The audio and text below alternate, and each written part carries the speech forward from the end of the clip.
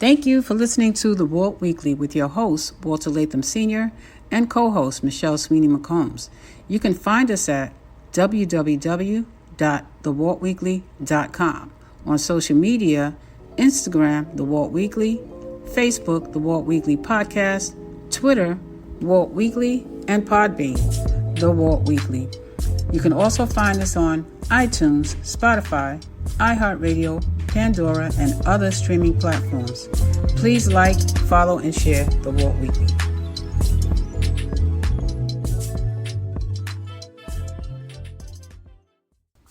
Welcome, everyone, to the Walt Weekly Podcast. We celebrate Women's History Month. Today's special guest was born on the island of Dominicana in the Caribbean. She grew up in the Bronx, New York. She studied opera singing in Rome, Italy, and debuted at Carnegie Hall. Please welcome Marie Claire Gerard, also known as MC.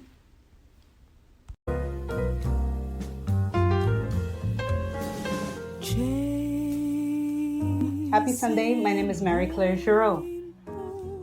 Welcome, Mary. MC, Yes. how would you like to be addressed? MC or Marie MC Claire? is fine. MC is MC fine. is fine? All right, Yes. so going forward, we will pronounce MC. MC. Yes. All right, Thank MC, you. I want to welcome you on behalf of the Walt Weekly. We're really privileged, and we are somewhat, how would you say, surprised that we have an opera singer on our show. I mean, you have really pushed the boundaries of what we cover and what we try to give back to the community. Right. And I'd like to thank you for that. Absolutely. You're most welcome. Yes. Thank you for having me, both of you, Walter and Yes. Michelle. Thank you. And thank you for joining us for Women's History Month. Yes, absolutely. Appreciate You're most that. welcome. Yeah. Thank you. So, can you tell us your humble beginnings? Okay, I was born on the island of Dominica in the Caribbean. It's a little island, approximately about 70,000 people. It's very small. It's between Guadeloupe and Martinique. And my mom moved my brother and I to New York when I was 4 years old. And I grew up in the Bronx, New York. But she brought us back every year to Dominica. So we never lost touch or contact with the island. Awesome. Okay. Do you carry dual passports in a situation like that, or? I do have two passports. I have Okay. I'm a U.S. citizen, but I also carry a Dominican passport as well. Well, I'm surprised you're here with the COVID. Do they have? Is it? You have an outbreak in Well, Dominica. In Dominica. Dominica, no, there's Yeah. only we haven't had any deaths, but there's only been like 15 outbreaks since this thing started. So I mean, That's great. kudos to the Prime That's Minister right. for doing a really good job. But nowhere Okay. is really accepting U.S. citizens right now. I'm trying to say, since I don't you've been on blame the him. show, maybe we can go down to Dominica. We And, are Right. we and are try to escape persona this. we are persona Yeah. non grata right now. Oh Wow. no! Wow. We can't run, we can't hide. No, No. you can't. You can't. There's no No. way. No one will take us. No one will That's take for us. sure. Ain't that something? That's for sure. That's for sure. Oh man, what goes around So comes around. exactly. So what inspired you, and how old were you actually when you found your voice and you knew exactly Well, what type of music you wanted to do? I was in my last year of studying archaeology at Brooklyn College, and I was working at Tower Records in New York. Oh, good And old Tower Records. Yeah. Oh my God, I miss the record stores. And Yes.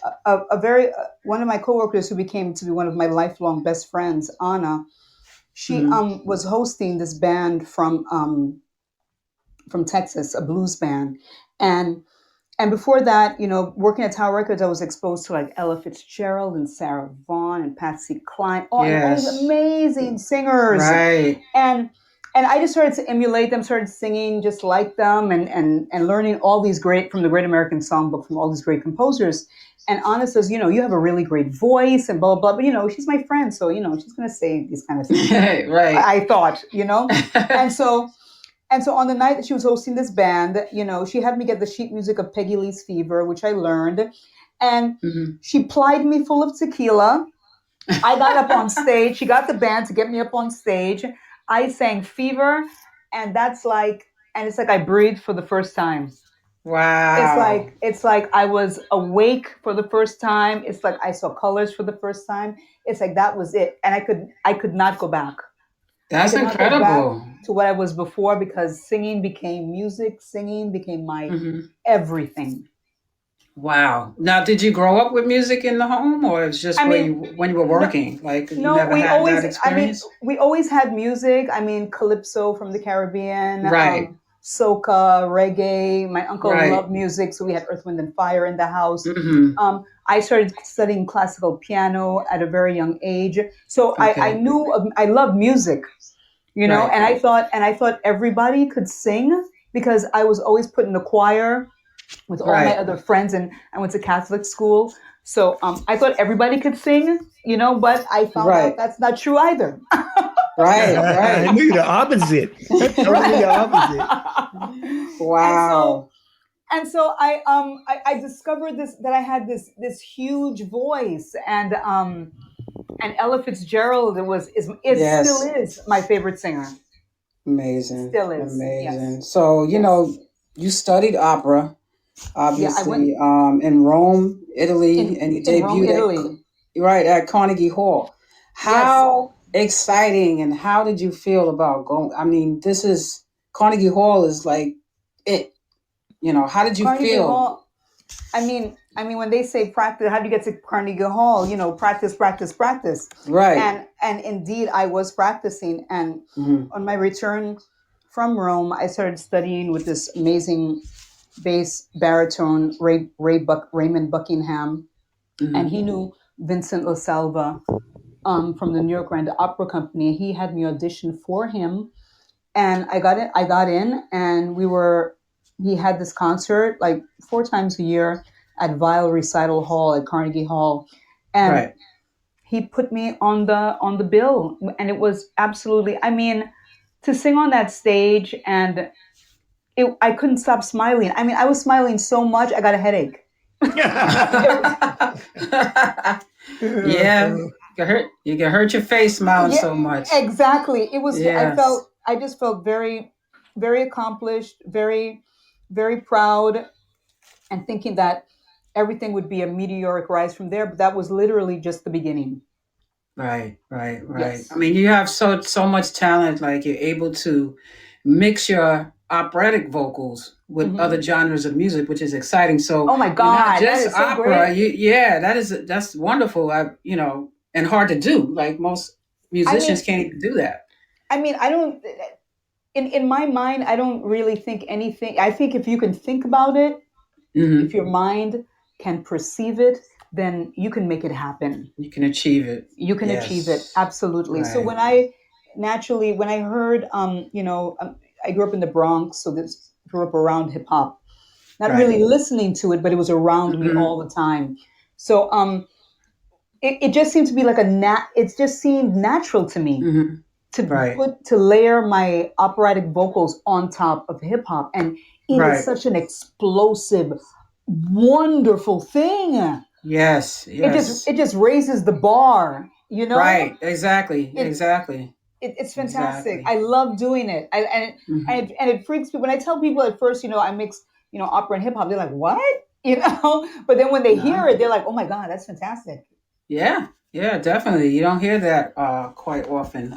You just hear R&B singers mixing with rap. So Right. yeah, your voice is just phenomenal. I met you a few years back when That's right. Yes. you were Yes. rebranding. You were branding yourself, and Yes. just followed you from then, and just admire your career and your strength and just the fact that you kept up with it. Even during the down times, you were always proactive with your career. You made a name for yourself. You're very active in your community. You give back to the community. Can you tell us a little bit about that with yourself, with young adults? Well, I like to. There's a couple of schools around where I live, and it's not a huge outreach. It's very small, but I like to show kids that opera singing and classical music, it's not just for the highbrow or for the rich or for white people. It's Right. accessible to any and everyone. And so I show them how in the music that they listen to in R&B and in hip hop, classical music is there. So what I Yes. do is like I play them a hip hop track.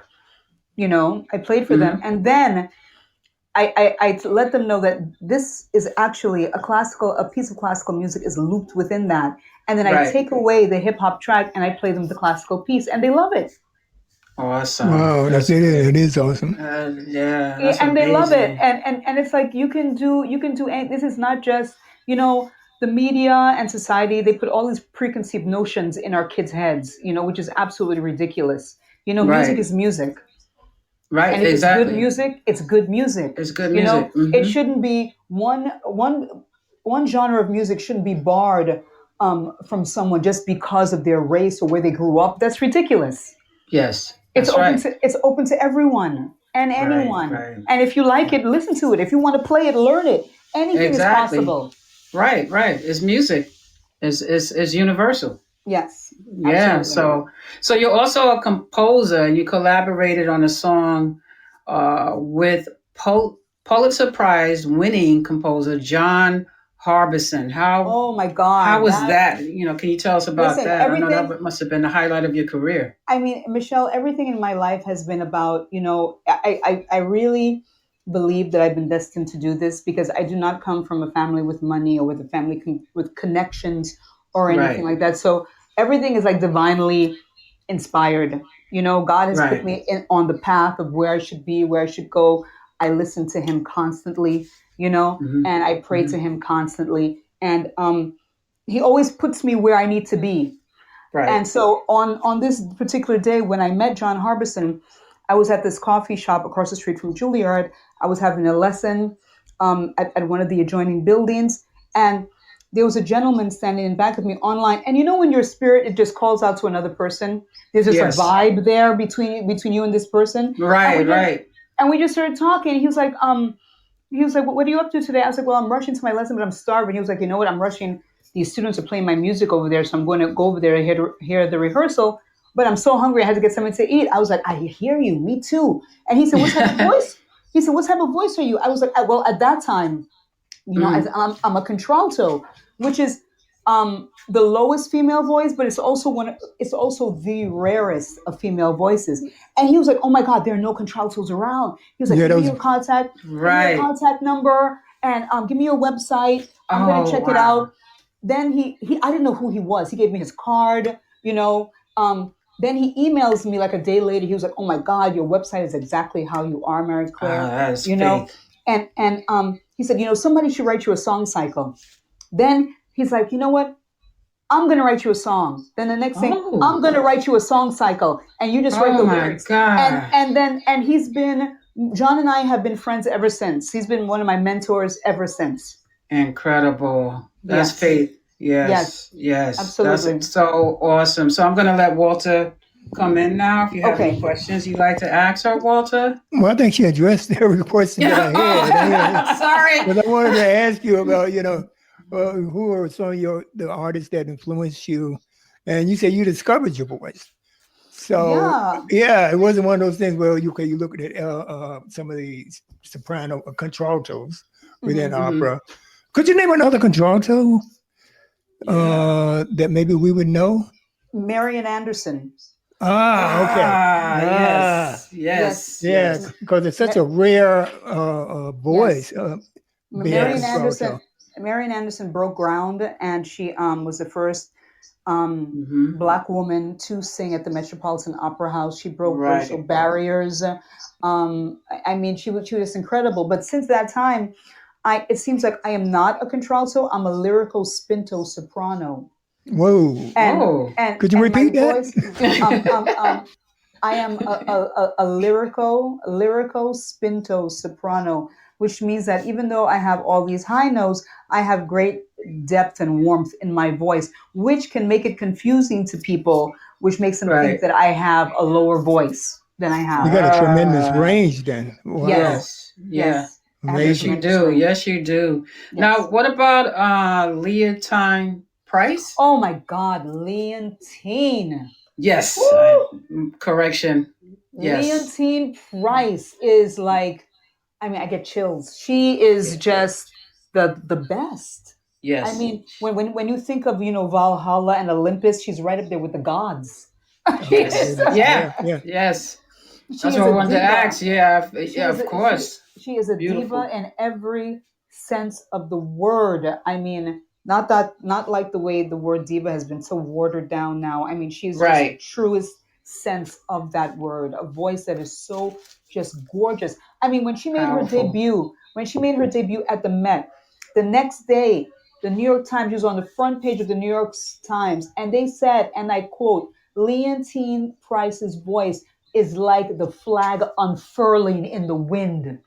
It's just Wow. waving there, Yeah. you know, in Yeah. just Incredible gorgeousness. Yes, voice. Yes. Beautiful woman.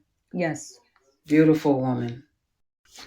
I Okay. can't get in here. You received some awards. Are you still affiliated? First, are you still affiliated with the UN as far as Yes. the projects for children? Yes, I'm still affiliated with the UN. I have not been in well since the COVID thing. I have not been in contact with them, but yes, I'm still. Yeah, I would still do things with the UN, of course, and anything for children, absolutely. And I see where you were recognized by the NAACP, the City of Yes. New York, and Yes. New York State Yes. Senate. Oh, Yes. that's Amazing. awesome. Yes. Yeah, Beautiful you're career. giving back. I really believe in giving back. I think that's truly important because no one, whether you're an artist or you're a business person or whatever you strive to do in this world, no one does it alone. You can't do it by yourself. You know, especially if you want to do That's something right. like entertainment or Michelle and hair, any Right. sort of anything in entertainment. You there's no way you can You do it need a alone. team. It's too hard. It's too hard. Can't do it by Yeah, yourself. you can't do it alone. So you always need those people that are gonna encourage you, uplift you, support you, and give you that helping hand in whatever way, shape, or That's form, right. Whether or not it's to your propel you vocal, forward. your vocal coach, down to your Right. stylist, makeup artist. Just Exactly. yes, definitely, Yes. definitely. I totally agree with that. Yep. Right. Everybody creates the team. You need a team. Like it takes a village to create raise a child. That's It takes a right. village. It To be an definitely artist. is. Yeah, it does. It does. And does. Very true. And faith. Very true. Faith. And faith. Oh my God. You cannot That's right. that word faith, during this whole pandemic thing, nothing has struck me more than that saying, it's not in our time, but it's in God's time. We all have our Right. time. We all have our Yes. time. And we as human beings, and me included, I'm guilty of this. We're very anxious. We want this now. This is Right. how we want to get it. We never know how it's going to happen, right? And we never know That's when it's right. going to happen. But what can we do? We can get up every day. We can pray. We can give thanks. Right. We can study. That's We can right. prepare. So that when those That's right. opportunities come, we're ready for it. Yes. Yes. Because I feel that God gives all of us talents and gifts, but God needs help too. He can't do everything. No. We have to prepare. We have to prepare ourselves and be ready for when He says, "Okay, now's the time. Now's your There you go." time. And you better be Yes. ready. That's right. That's right. You better be ready. So what do you have coming up? I know how has COVID actually impacted you? I know you've performed in small venues, during Yes. COVID when it Yes. resurfaced, but how have you been maintaining? I've been maintaining. Well, thank God I'm able to collect unemployment, which is a blessing. Thank God for that. Right. But I've been doing performances. Actually, one of my performances is resuming today at Dante's on McDougal Street. I'm there every Sunday starting today. Oh, awesome. Okay. From 4 to 7 every Sunday. And that's in the city? Yeah, that's on Dante's at McDougal Street, on McDougal Street. On McDougal, Okay. yeah. I know Yes. where it is. Awesome. Yes, and so me and my guitarist, Greg, we do jazz standards for those 3 hours, and it's so much fun, just to be with the public. Definitely have to come and see. Yeah, you got to try to Yeah. make that, Michelle. Yeah. Yes. I live so far from Definitely. I didn't the city. know. So right, Michelle I'm not does that too legwork far. for me if possible. Yes. Walter's in the sticks. He's in the sticks. Yeah, way out here. Oh God. I'm Yeah. sorry, Walter. Yeah, so I rely on Definitely. and our younger legs too. So So is this a long-term residency you have there, or It's a is it long just- term. It's Awesome. a long term residency that they stopped it. When the city was on lockdown, Right. they stopped all indoor Right. dining. But now that we're Mhm. open back up again, they called me and they want me back. That's great. Yeah. So we're starting back today, Greg and I, and we're going to be there every Sunday. Awesome. Excellent. I'm definitely going to come out and see you. I'll definitely come out and see you. And I wrote a musical during COVID. I wrote a musical. Really? Entitled Charcoal. You see? Yeah, absolutely. That's what you got to do. We have been encouraging all our people to reinvent yourself or pick something that you're not that you've never done, and do it. Right. And do it. And do it. Can you elaborate a little bit on that? Absolutely. So Charcoal is a song that I wrote. Oh my God, Charcoal is a song I wrote a very long time ago. And I always knew that that it was something that could be more. What exactly more was, I had no idea. But a few months ago, I was with my teacher, and we were in class with some of his other students.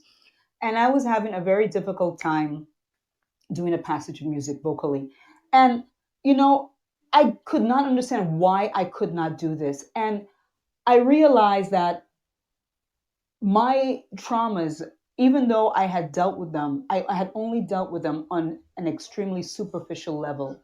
And I realized that unless I dealt with these things that were blocking me, I could not move forward. So I reached out to a few friends of mine. And one friend in particular in London introduced me to her therapist.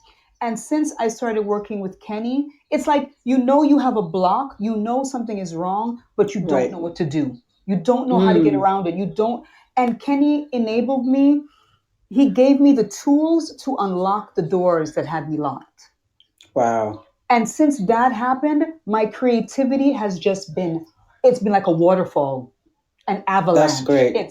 And so Charcoal is about this baby girl that is born into a coastal African village, albino.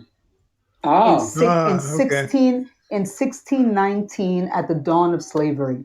Oh, wow.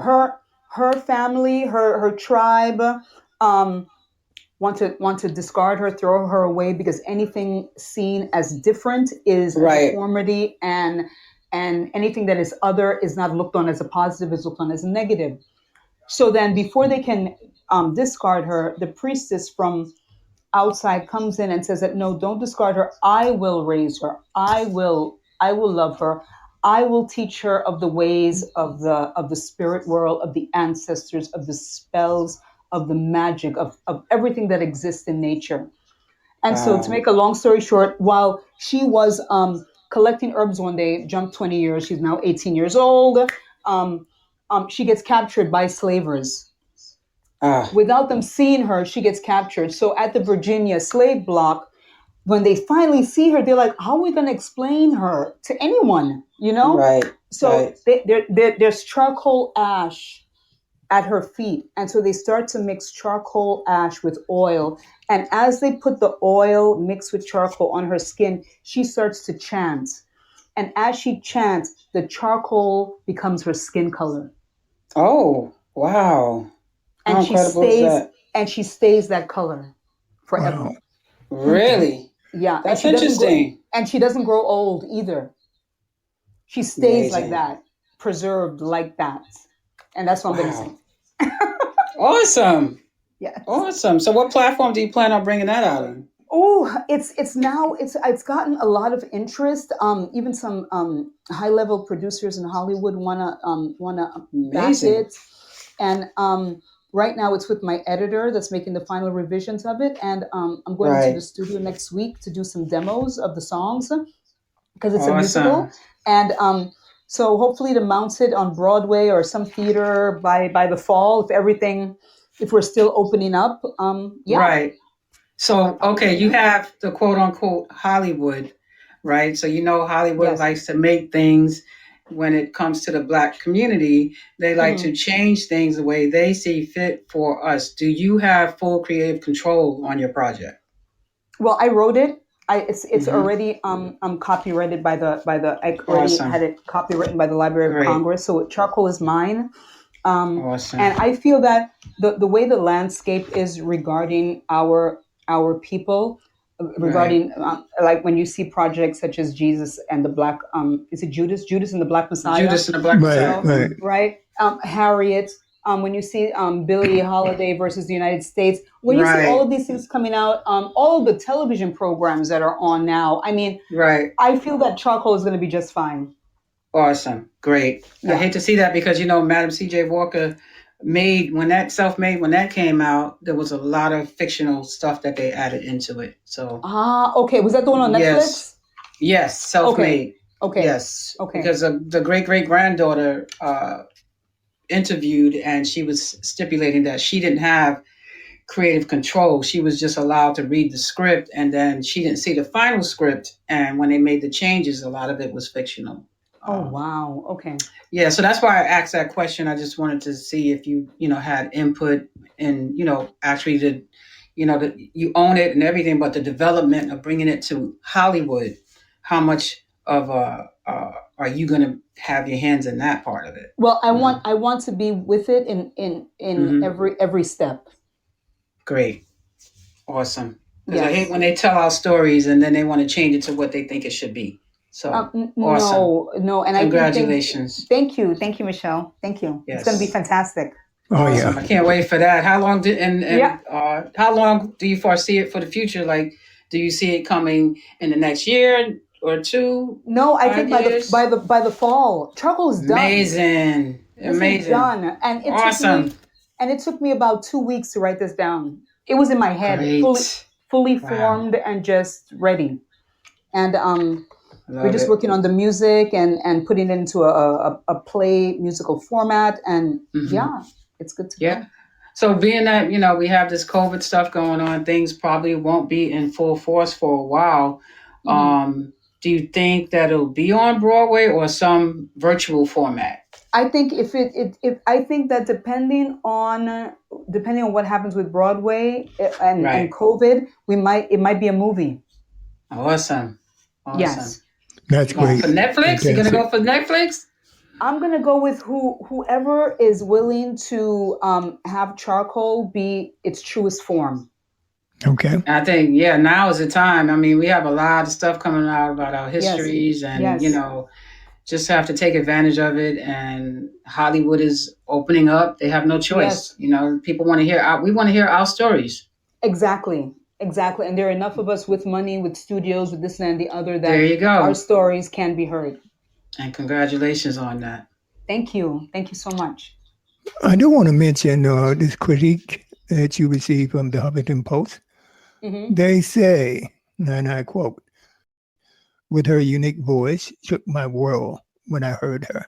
And this is a reporter from the Huffington Post that critiqued one of your shows on Broadway. And that's amazing. For someone to say that you shook their world, man, that's just an amazing thing.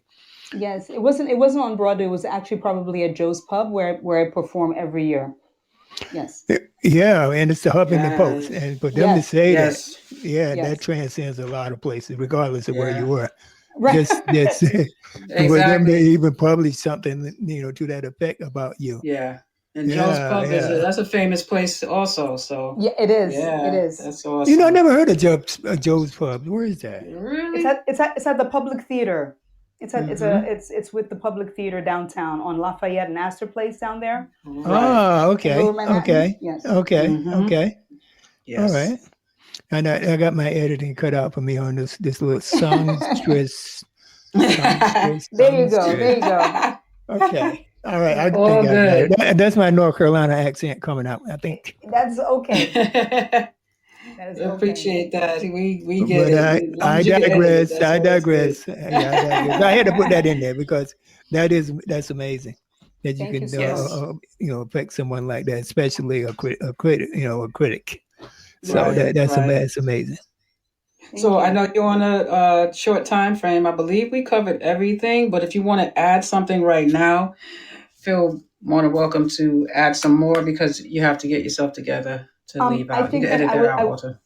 I think I would like to add to young people, especially Black children and children of color, brown children, that any dream is possible. That if you have a dream, don't let it go for anyone.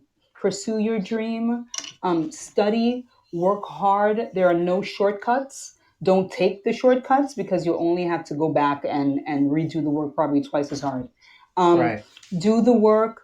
And just keep moving forward. Mistakes are not a bad thing. They're a good thing because with mistakes, we learn. So make your mistakes, fall down, pick yourself up again, study hard, and never give up on your dream, ever. Amazing. Thank you for that. You're welcome.